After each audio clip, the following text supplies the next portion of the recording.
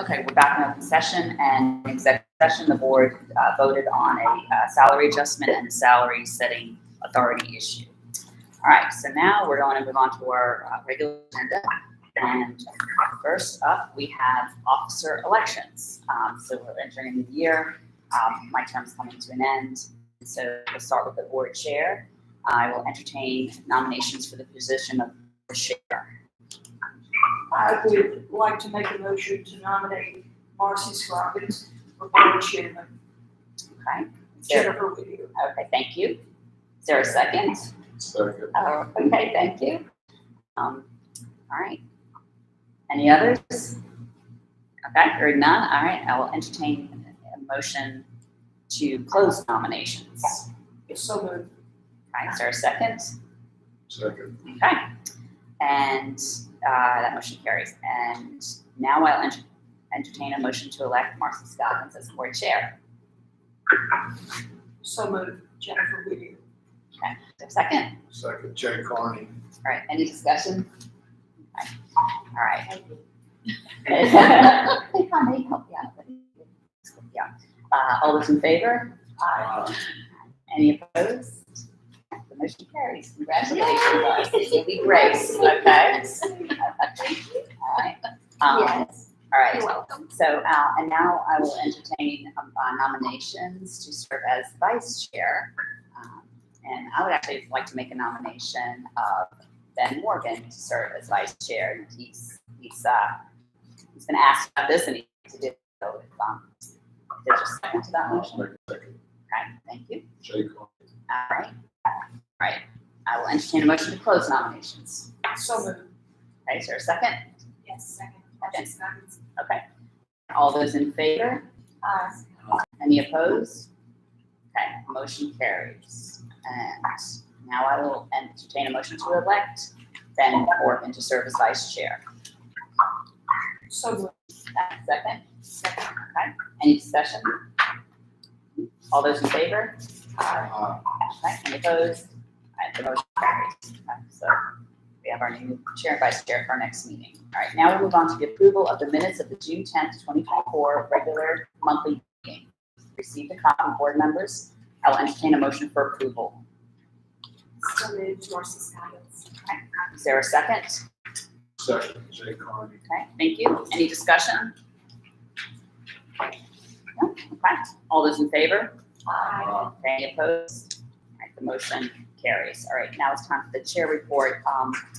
And I know that Dr. Comcharia has the kindergarten readiness assessment in her report, but I just wanted to let you kind of emphasize a couple of things. I actually brought a copy for all the board members of the statewide kindergarten readiness assessment results of all schools, including charter schools. I'll just pass those around. And wanted to congratulate two schools that were quite Clarksdale Collegiate and Ambition Prep were well above the state average in the end of year kindergarten readiness scores. Kindergartners are tested at the beginning of the year, at the end of the year.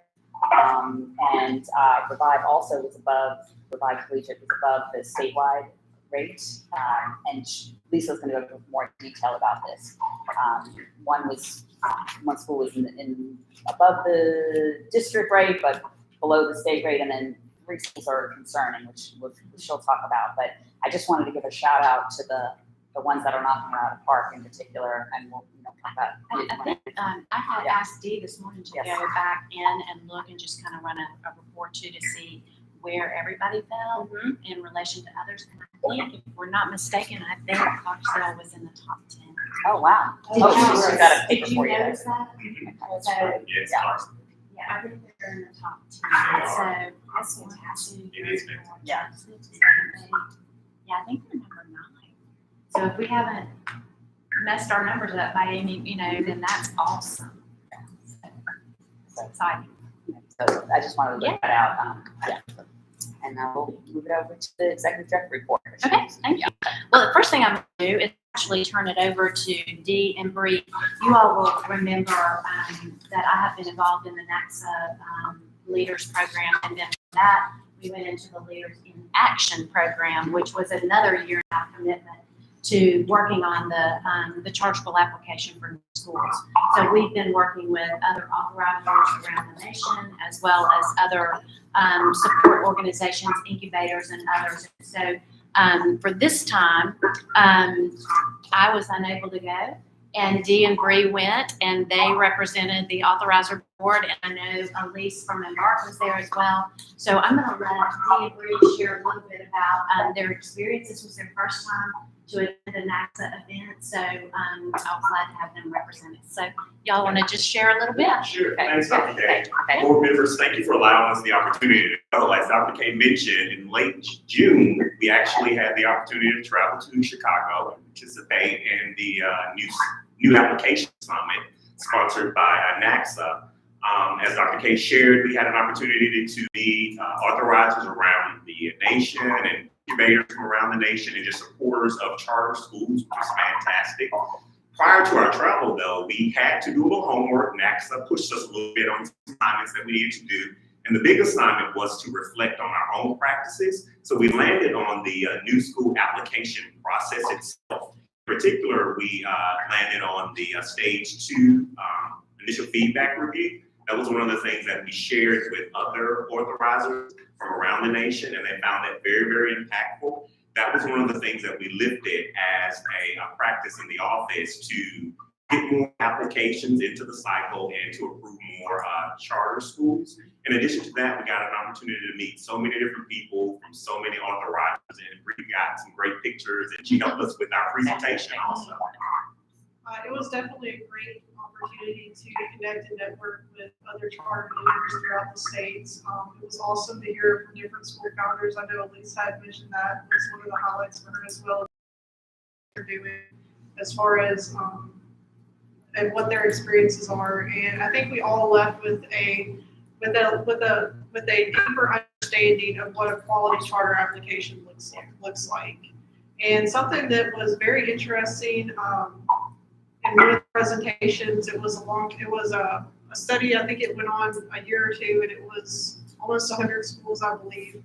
And what they studied was what practices do schools actually implement from their applications, and they found that schools actually only implement about 50% of what's in their application, and then they implement, and then about 50% of the practices that they implement are reflected in their application. So that was extremely interesting to learn. And just talking with other authorizers, it was kind of comforting to hear that we're all sort of struggling with the same things. We had an awesome opportunity to sit down with Elise and her team from Embark and talk about how we can deepen our communication with each other and share common data.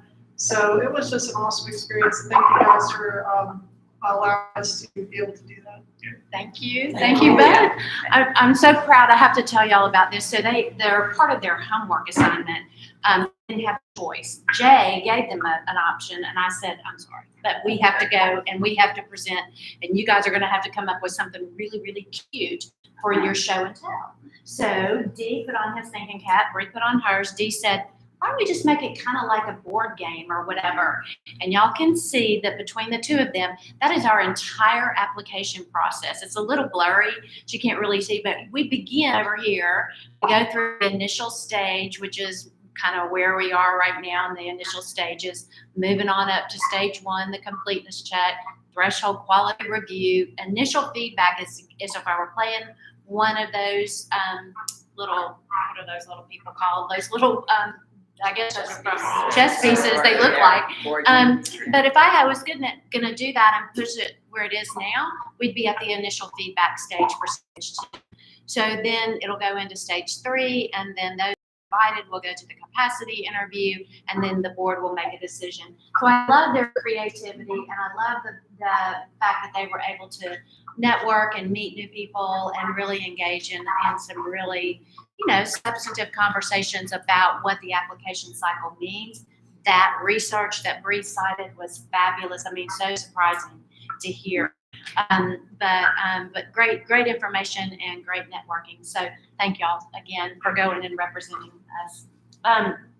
With respect to my report, always the newsletter. You'll find always the newsletter in the board packet. for that. She does a lot of our PR work and most of our PR work. Also, the kindergarten readiness report that is in your packet. The one thing that I would flag there are those areas that Jean didn't talk about, the areas of opportunity that we have. So you can see that we had 4 of our schools that did not perform as well as we would like them to. We've got some concerns at SR1, at Smilo Collegiate, at Midtown, and then at Instant Impact. Now, Instant Impact and SR1 are both brand new schools, Mr. Carney, for your information. Both of those are in their first year of operation. But those schools, you can see where they landed in respect to the number of children or the percentage of children who scored a 681 or better. And I'll just flag for you that Instant Impact had 34.48%. Midtown had 34%. Revive had, let me skip down. Smilo Collegiate had 53%, and then SR1 was at 27.27%. So a student really needs to be able to score a 681 at the end of the year in order to be on a trajectory to meet the 3rd grade readiness benchmark. So these will be reflected in the framework reports for this year, but those are really the first set of significant data that we get from the State Department. So questions about any of those results? Can I add something? Because I Yeah. went back and I looked because the schools, the newest schools, and also Midtown currently has a Yes. kindergarten for the first time, so Right, they're right. all had the lowest scores. So I thought, well, maybe it's the first year they have low scores. So I went back and looked at what the first year at Clarksdale Collegiate looked like and what Ambition Prep looked like in Revive. But they were nowhere that low. I mean, it's like Collegiate, Clarksdale, in their first year, they didn't record them as percentages back then, but they had a score They were of above the 7, state average 20. their first year. Yeah, and then Ambition also 62.12% met kindergarten readiness in their first year. And they just improved over It just improved over time. So, Okay. so it was, anyway, I Thank thought that was Thank you. interesting. I appreciate it. Questions, other comments or questions? Okay. All right, also in your packet, you had an Attorney General opinion that's just been released. Several months ago, we asked for some guidance from them on what hybrid schools or virtual schools might look like in Mississippi and if the law would actually allow for those. We have an applicant in the process who is submitting an application for a hybrid model. So we want to make sure before they ended up going all the way through the applications that was going to be something that we could accommodate through the statutory, what's allowed under the statute. And you find the response from the AG in your board packet, in your backup material. So and I also have on here an opportunity for discussion if you guys would like to discuss that any further. The New School Application Summit we've already talked about, and Bree and Dee have done that, and I think that's it for me. Questions? All right, thank you for your report. Thank you, Brandy. Your K and D and so, yeah, okay. All right, Denise has a financial report.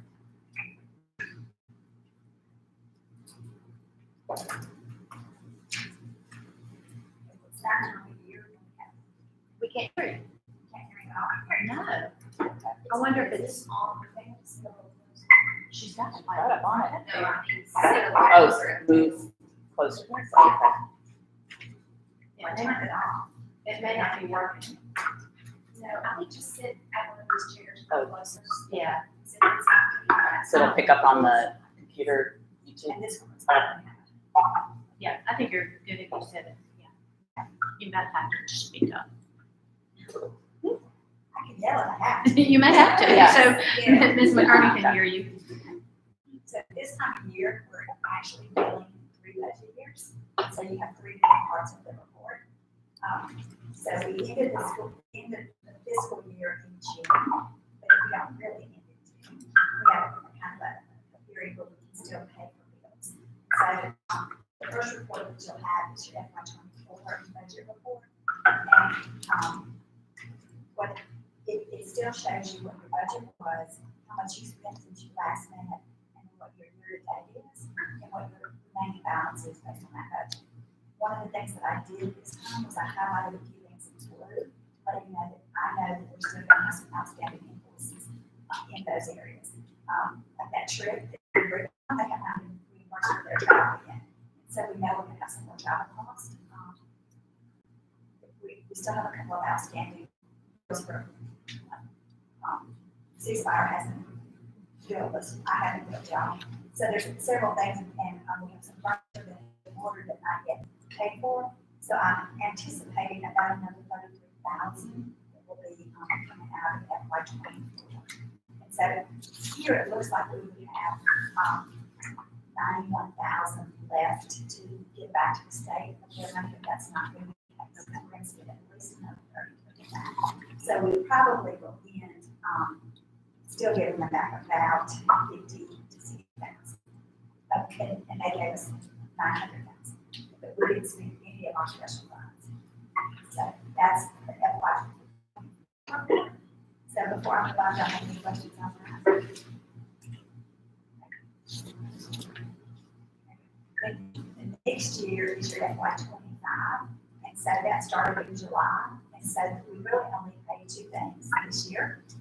We paid for the salaries, because even though the employees haven't seen that check yet, we have to process it early. So the salaries for July are showing, and then we also paid capital resources for July.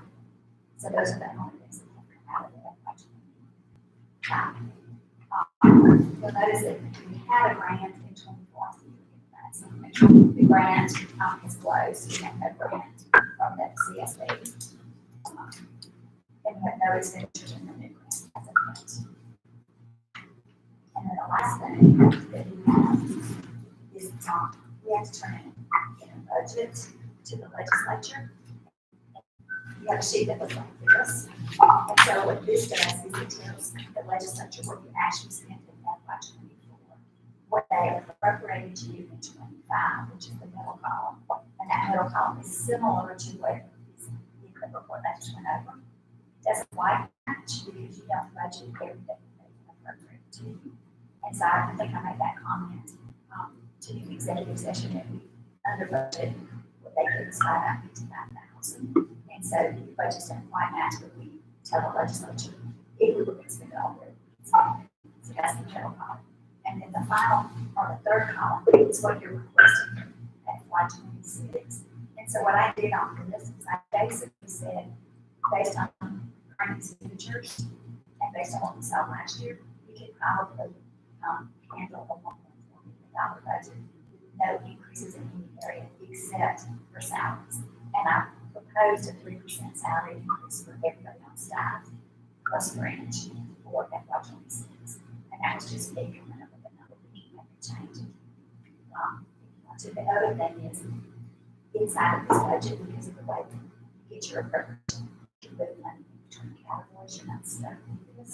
So if you just decide, like we did last year, there was a lot of extra things that we used that we staff members, so we bought more furniture than the original budget. You can move your money around. But so what I'm projecting is having that level of funding and ask for a 3% increase from the staff.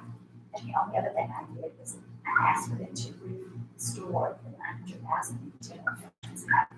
Because this year you don't have that.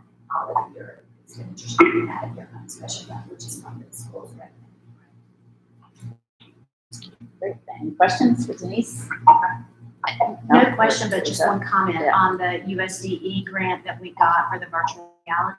Got an email from them last week that is approved from USDE, so we are good to go with that. And then sometime next week, Denise, I'll probably have a meeting with them, project management, that kind of thing, and do a drawdown. So we'll need to work through what it's the same grant.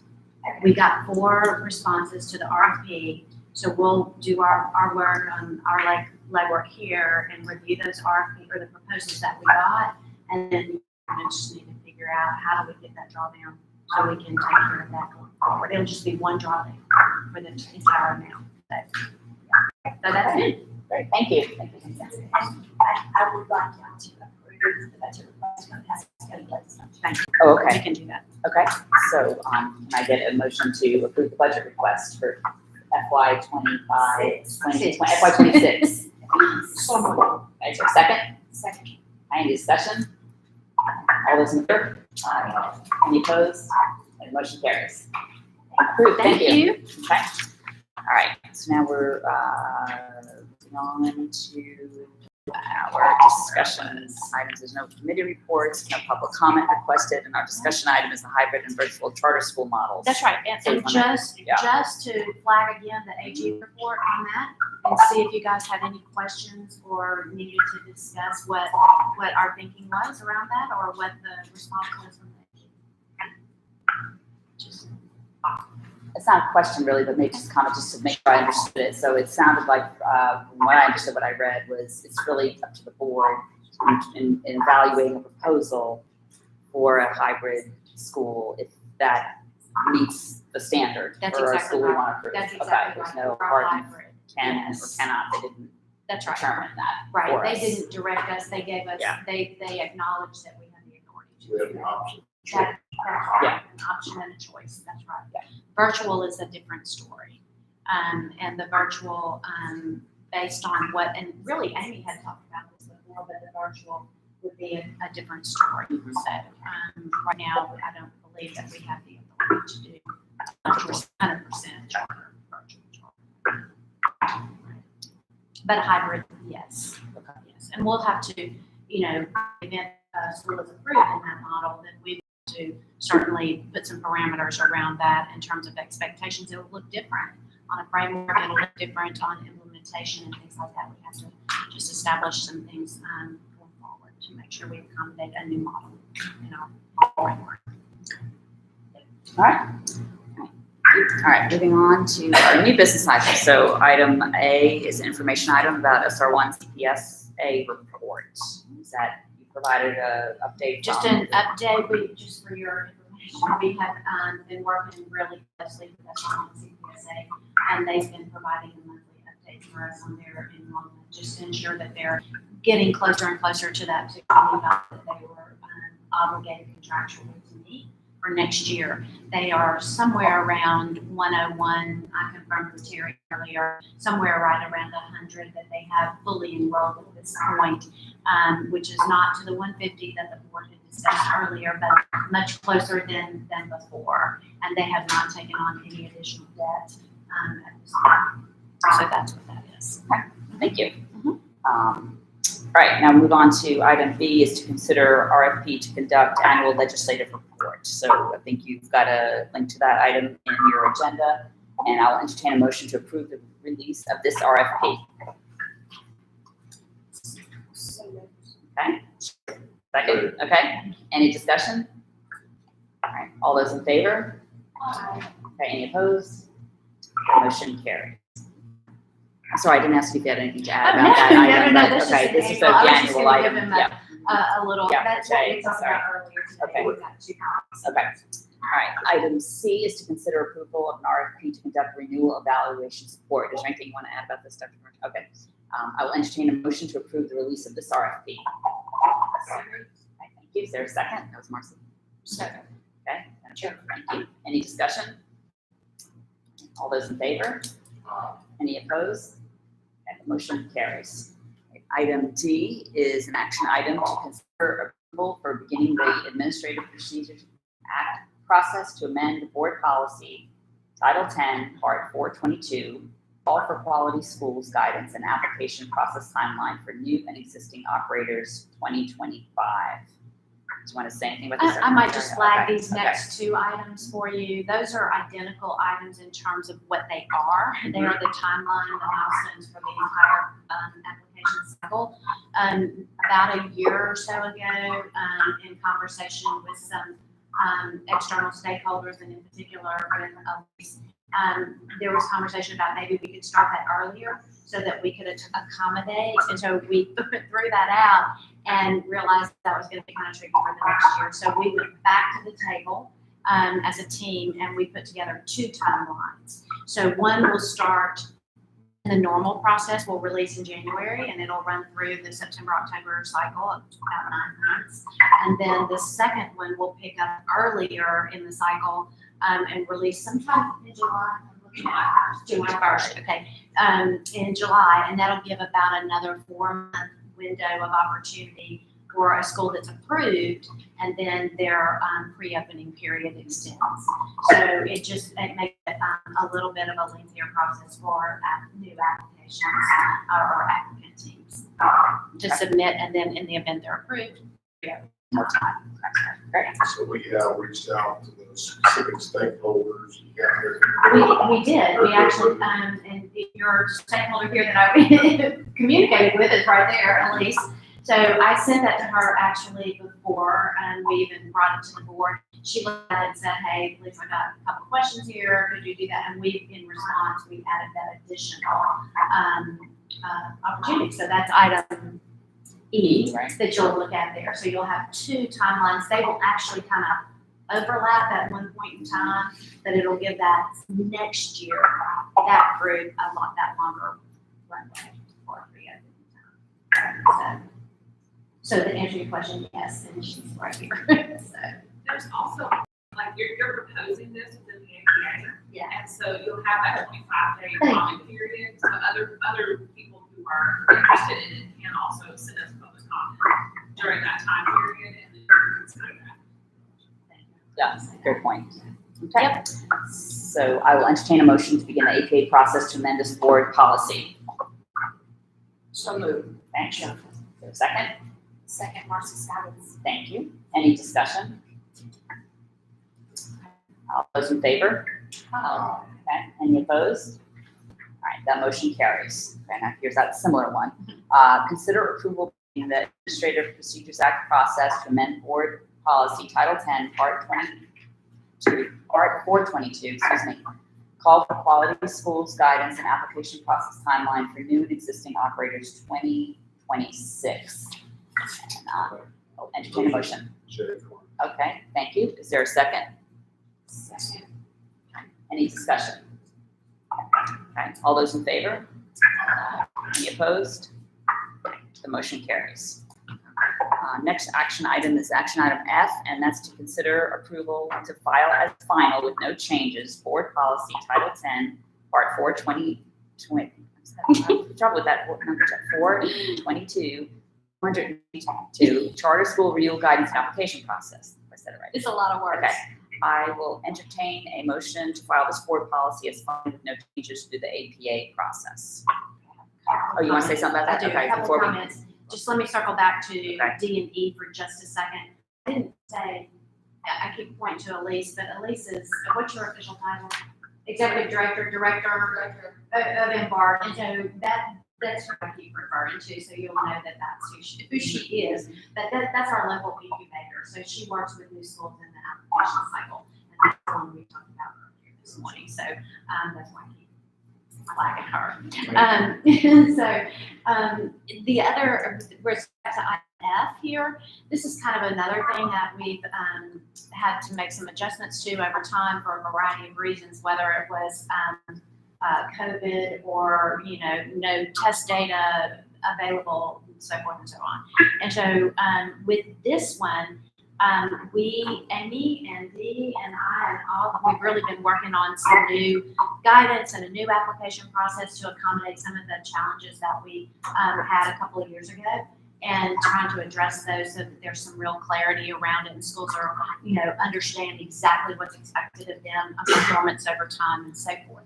So we were ready to make that shift, and we had some conversation, and felt like this is not the time to do that. Schools will not have, we have 3 schools that will be in the renewal cycle this year, and they wouldn't have really time to understand anything new, and then we wouldn't have any time for real feedback from any stakeholder. So we want to propose that we would file what we have right now as final, use it for the 3 schools that are in the renewal process this year, and then complete the rest of that process at a later time.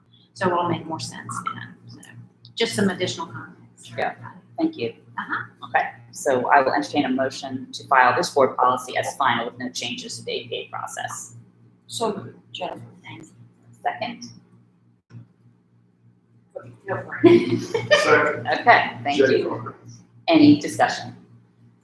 None? Okay, all those in favor? Any opposed? Okay, the motion carries. Okay, and then there's an information item, which is the office lease. Okay, that's that. Pay the rent, okay. All right, our next meeting is, the next regularly scheduled meeting will be on September 30th, 2024, at 1 PM at 239 North Lamar Street, Suite 207, Jackson, Mississippi, 39201. And now I will entertain a motion to adjourn. So I do moved. have a conflict with that schedule. I'm in Oh. California. Okay, Yes, thank you for bringing that up. We will need a quorum. That will be a really super important meeting, so just be on the lookout for a potential change in that date. We have a couple of potential special calls coming up. During the candidates on those, we've done the first of we have two potentials. Okay, so we have the potential 4, and at one of those meetings, we may need to adjust this so that we'll be sure we have a form in place for that meeting. That's gonna be a really big one. That's a meeting. all right. September and October. September, okay. All right, so I'll entertain a motion to adjourn. So moved, Jennifer. Is there a second? Second. All right, any discussion? All right, all those in favor? Any opposed? Okay, motion carries. Thank you, everybody. Thank you. All right, thanks, Ms. McKernan. Okay. All right, welcome.